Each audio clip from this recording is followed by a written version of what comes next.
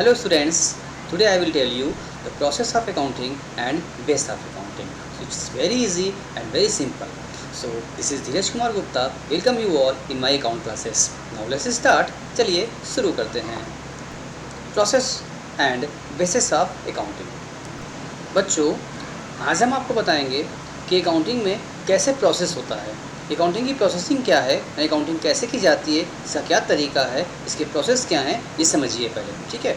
तो बच्चों, ये बड़ा आसान है, कोई डिफ़िकल्ट बात इसमें नहीं है. देखिए, साफ साफ बताया जा रहा है, accounting process begin with the origin and identification of business transaction. जो भी बिजनेस के ट्रांजैक्शंस होते हैं उसी को हम आइडेंटिफाई करते हैं एंड इस फॉलो बाय द रिकॉर्डिंग, उसको रिकॉर्ड करते हैं. ये सबसे पहले हम लोग क्या करते हैं, पहले हम लोग बिजनेस के ट्रांजैक्शन को आइडेंटिफाई करते हैं कि भाई ये ट्रांजैक्शन हमारा बिजनेस से रिगार्डिंग है तो किस टाइप का है. उसके बाद उसकी रिकॉर्डिंग करते हैं, रिकॉर्डिंग करने के बाद उसकी क्लासिफिकेशन क्लासीफाई करते हैं एंड देन उसको समराइजिंग करते हैं and then business transactions communicating in the preparation of trial balance. ठीक है बच्चों.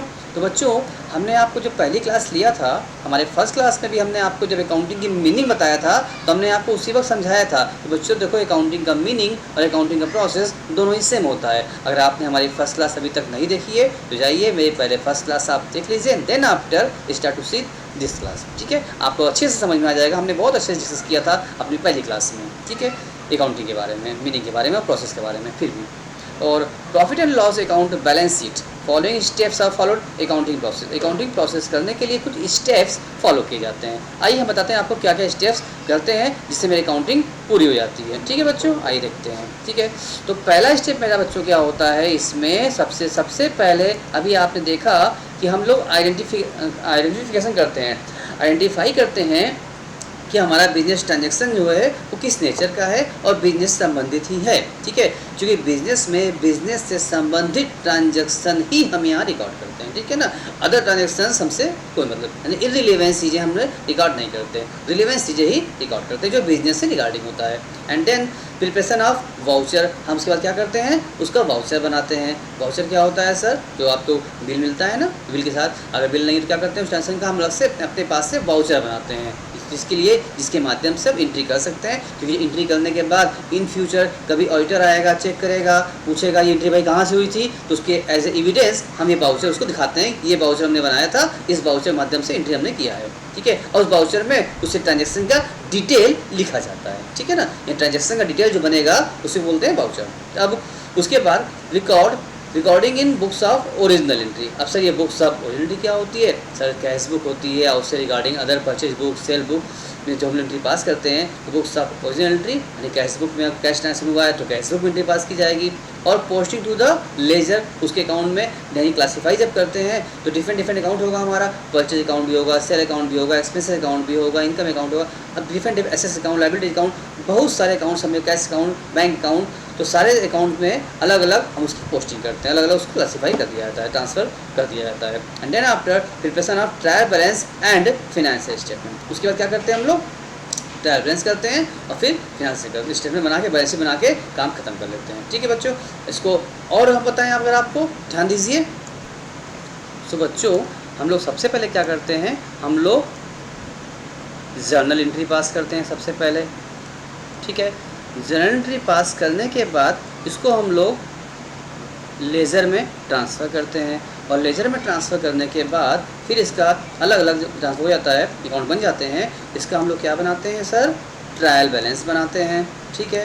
और ट्रायल बैलेंस बनाने के बाद, इस ट्रायल बैलेंस के बनाने के बाद फिर हम क्या बनाते हैं, हम इसका फाइनल अकाउंट बनाते हैं. ठीक है ना बच्चों. तो फाइनल अकाउंट जो बनाते हैं सर, नाम ही है फाइनल अकाउंट. तो फाइनल अकाउंट में क्या बनता है बच्चों, फाइनल अकाउंट बनता है हमारा प्रॉफिट एंड लॉस अकाउंट बनता है हमारा, और साथ साथ हमारा बैलेंस शीट भी बनता है बच्चों. ठीक है. यानी कि प्रॉफिट लॉस हमारा प्रॉफिट लॉस बताता है और बैलेंस शीट हमारा फर्म का फिनेंशियल पोजीशन बताता है, कितना एसेट्स है और कितनी लायबिलिटीज़ है. यानी कि ये जो यहाँ से हम लोग ने यहाँ जो स्टार्ट की, यहाँ तक जब पहुँचे तो क्या हुआ, यही हमारा क्या है, प्रोसेस है. यही अकाउंटिंग करने का प्रोसेस है. हम साल के अंत में अपना प्रॉफिट लॉस या बैलेंस शीट जानने के लिए जब शुरू से रिकॉर्डिंग करते हैं, जो प्रोसेसिंग में स्टार्ट होती है यही स्टार्ट होती है।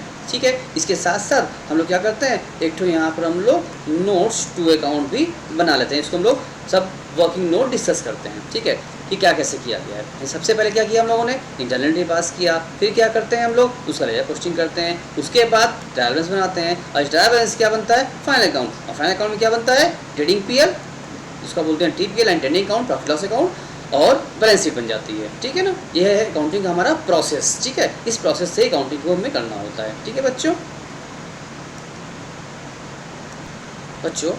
अब आइए हम लोग बात करते हैं हम लोग अपने बेसिस ऑफ अकाउंटिंग के बारे में। ठीक है ना, तो अकाउंटिंग करने का जो बेस है वो क्या है, तो सर जो बेस ऑफ अकाउंटिंग है उसको बताया गया है, one of the main objective of accounting is to ascertain the profit और लॉस, यानी कि सबसे मेन बेटा, सबसे मेन वजह क्या है अकाउंटिंग करने की, अगर हमको प्रॉफिट लॉस मालूम चल सके। For knowing profit loss we are doing accounting and business enterprise at the end of the accounting period.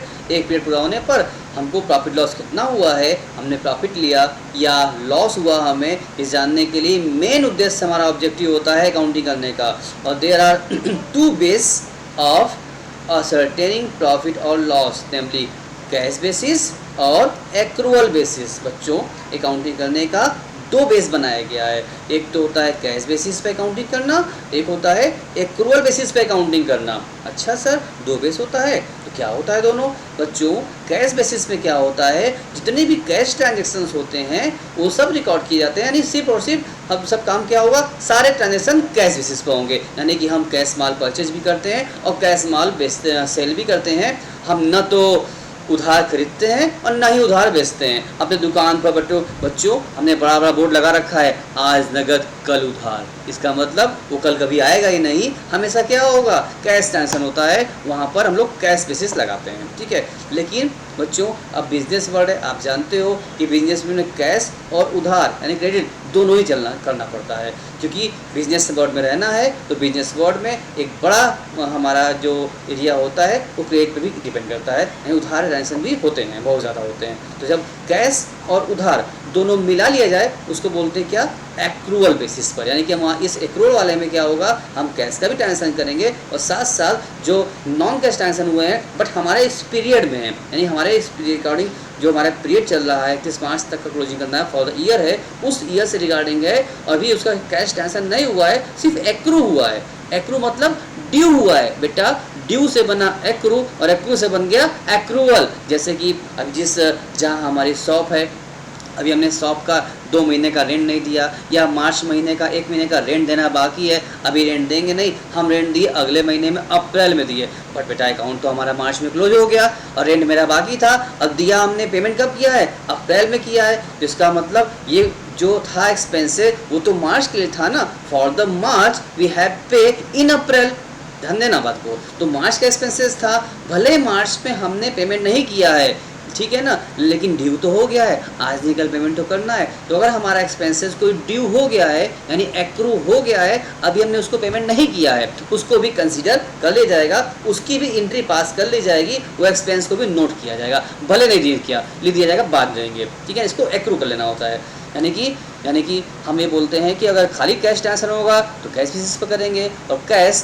और non cash regarding for the financial year वो होगा अगर, तो उसको क्या बोलेंगे, एक्रू करा लेंगे, उसको हम एक्रूअल बेसिस बोलते हैं। हमने एक्रू करा लिया, जैसे किसी कस्टमर को हमने 28 मार्च को माल सेल कर दिया और वो बोलता है सर आपको हम 1 हफ्ते बाद पेमेंट करेंगे, बेटा 1 हफ्ते बाद तो अप्रैल आ जाएगा और 31 मार्च को तो अकाउंट क्लोजिंग होती है, मार्च क्लोजिंग होती है, 31 मार्च को अकाउंट क्लोज करेंगे। अब सेल तो हमने 28 मार्च को दिखा दिया है, अब पैसा कब मिलेगा, अप्रैल में 1 हफ्ते बाद मिलेगा। तो जो इनकम होगी हमारी, वो इनकम कब की मानी जाएगी, वो अगले साल अप्रैल की या इस मार्च की मानी जाएगी, बताइए, इस फाइनेंशियल मानी जाएगी या अगले फाइनेंशियल मानी जाएगी?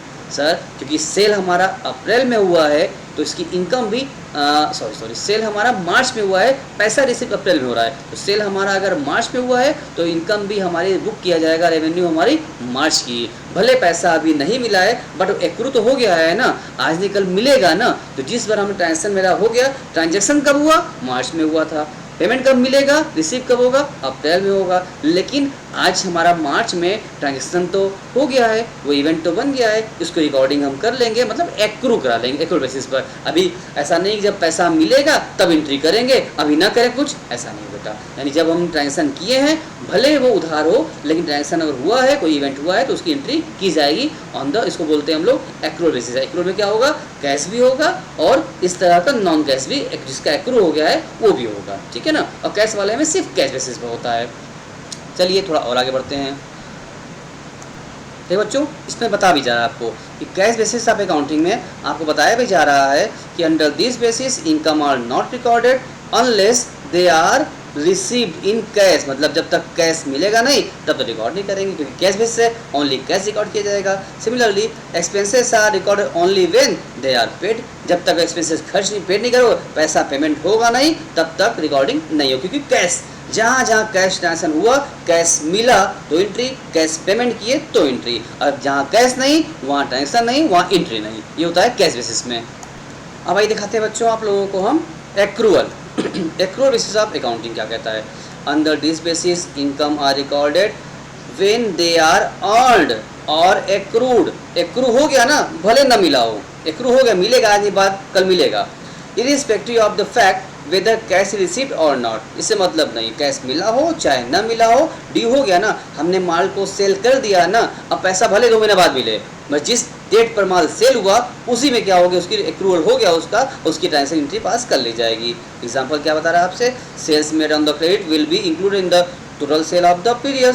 Similarly expenses are recorded when they are incurred become due, not when it is the paid for the them. जैसे हमने बताया कोई एग्जांपल ना, सैलरी का या फिर आपका रेंट का, हमने रेंट पे नहीं किया था लेकिन ड्यू तो हो गया है, पेमेंट तो कल नहीं पड़ेगा, तो जिस महीने का रेंट ड्यू, अगर मार्च का रेंट ड्यू हो गया है तो उसी मार्च में ही उसको एक्रूअल हो गया है, उसका ड्यू हो गई है, एंट्री पास करनी पड़ेगी आपको, भले ही उसका पेमेंट आप बाद में करें, ठीक है। नहीं, एक्रूअल में कैश क्रेडिट दोनों होगा और कैश वाले में सिर्फ और सिर्फ कैश की एंट्री होती है। दो बेस है अकाउंटिंग करने का।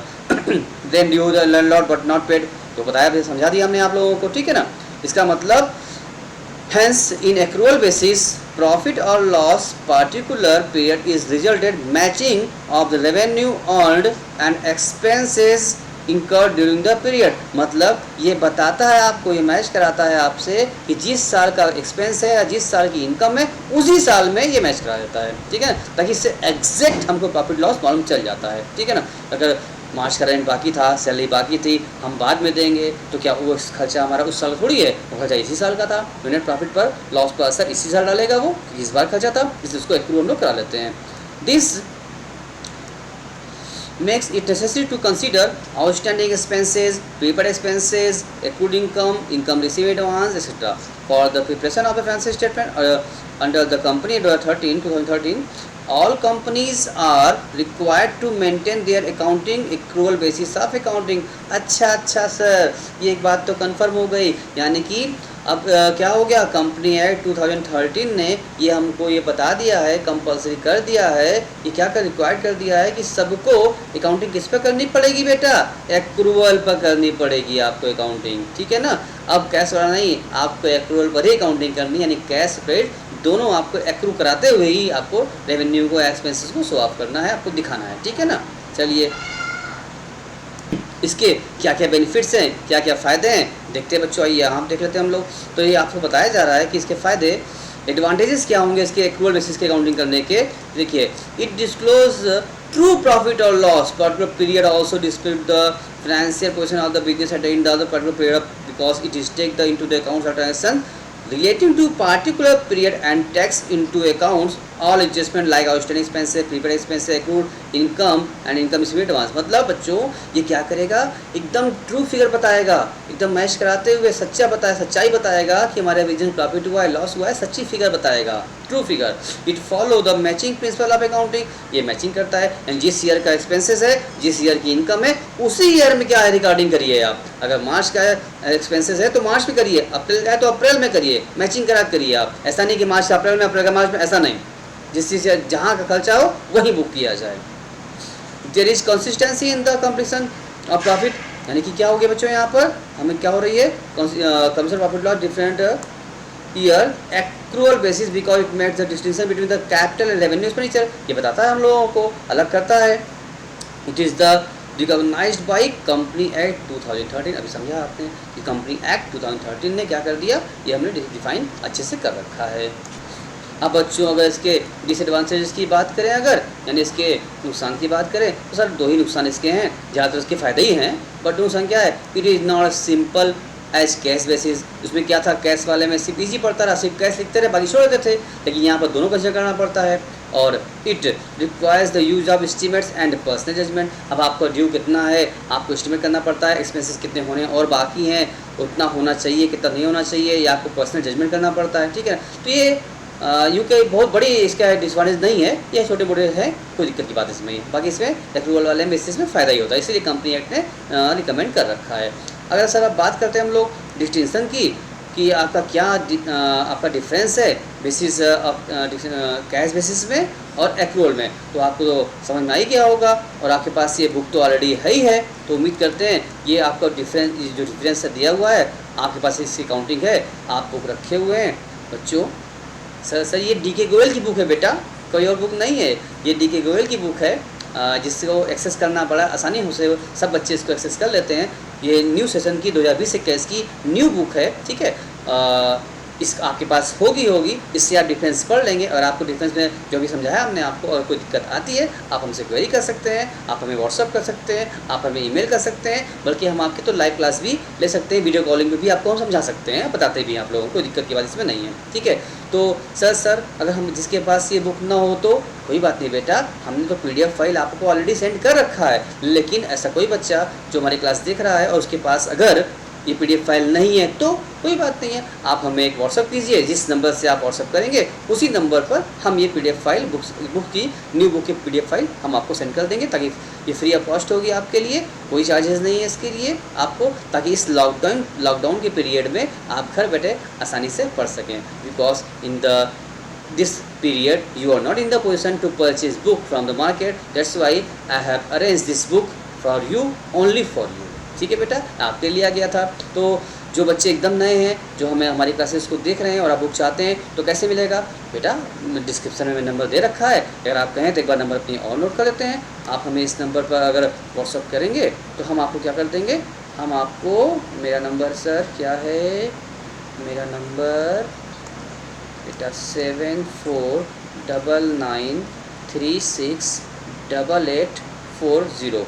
इस नंबर पर अगर आप व्हाट्सअप करेंगे, कोई बच्चा भी हो, कहीं का बच्चा भी हो, ठीक है ना, तो अगर हमसे व्हाट्सअप करेगा हम इसको उसी नंबर पर PDF फाइल व्हाट्सअप कर देंगे। ठीक है ना, तो घर बैठे आप आराम से इसको अरेंज कर सकते हैं, अपनी पढ़ाई लॉक नहीं करेंगे और अपनी पढ़ाई पढ़ते रहेंगे, आराम से करते रहेंगे। बेटा आप लोगों ने बहुत सब्र किया, इंतज़ार किया, लॉकडाउन 1, लॉकडाउन 2, लॉकडाउन 3 आपने इसका इंतज़ार किया, अब खुलेगा। लेकिन बेटा अब तो लॉकडाउन 4 भी क्या हो गया है, लागू हो चुका है, अब तो लॉकडाउन 4 पर हम लोग चल रहे हैं। तो कोई बात नहीं है, इस लॉकडाउन 4 में भी हम लोग लॉकडाउन के नियमों का पालन करेंगे, घर में ही रहेंगे, मास्क भी यूज करेंगे और 1 मीटर की दूरी बना करके रहेंगे।